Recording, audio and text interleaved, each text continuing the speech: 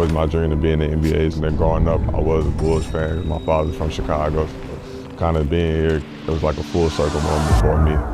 Bulls are trying to bounce back. They head out west to start a 3-game road trip, and it begins at the Moda Center in Portland.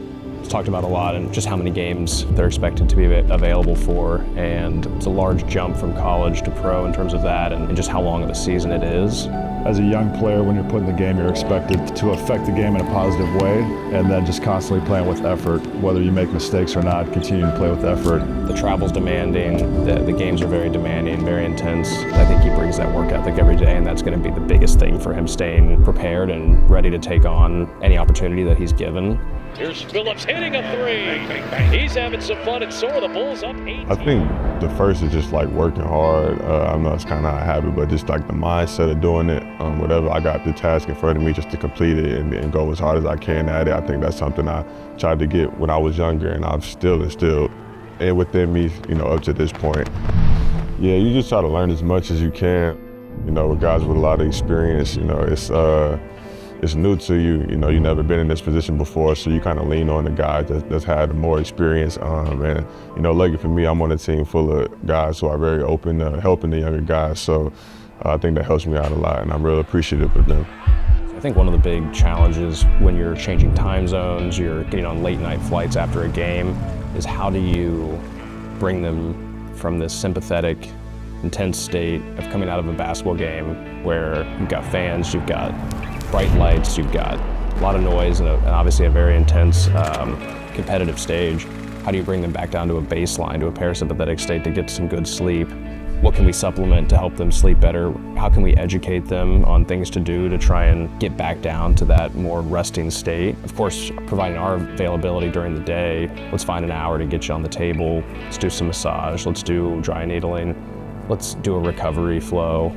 I think if we can piece all those things together, we feel like we're doing a good job of giving the best opportunity for them to cover and be prepared for that next night. It's like straighten that out, try to reach your foot all the way towards that wall.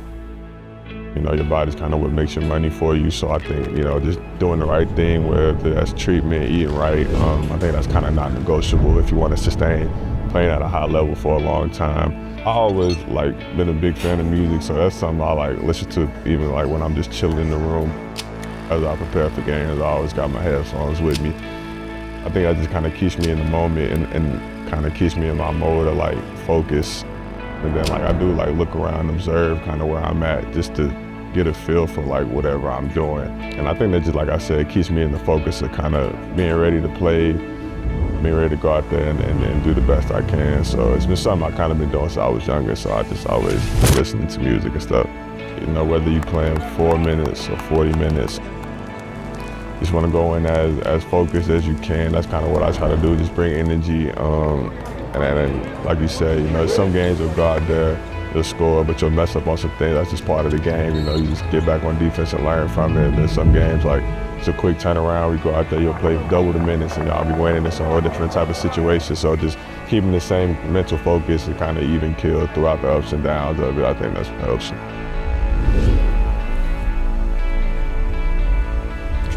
All right, Gio. Appreciate the time, man. Yep. Anything else you want to do? No, good. All right. I think the quicker they can kind of understand the importance of doing those little things, then smoother transition they're going to have to being physically and mentally prepared to take on an NBA season. Being better than I was last season. I think if I could see growth from where I was at last year, I feel like that's a success because you're taking a step in the right direction, for one. And then two, just having fun.